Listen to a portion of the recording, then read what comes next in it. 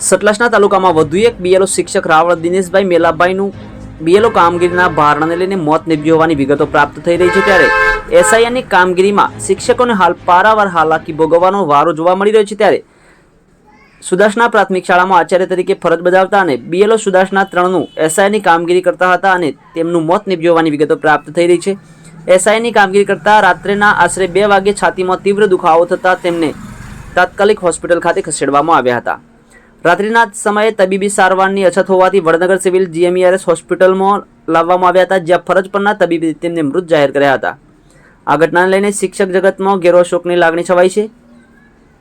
ઘટનાની જાણ થતાં શિક્ષકો સહિત પરિવારના લોકો સિવિલ હોસ્પિટલ વડનગર ખાતે પહોંચ્યા હતા। રાત્રે 2 વાગે એસઆઈઆરની કામગીરીનું કામ ઓનલાઈન કરી રહ્યા હતા, તે દરમિયાન તેમને છાતીમાં અચાનક દુખાવો પડતા તેમને વડનગર સિવિલ હોસ્પિટલ ખાતે ખસેડવામાં આવ્યા હતા, જ્યાં તેમનું મોત નીપજ્યું હોવાની વિગતો પ્રાપ્ત થઈ રહી છે। વધુ સમાચારો અને અપડેટ્સ માટે જોતા રહો online TV news. Suresh Thakor અને ફારૂક મેમણ સાથે।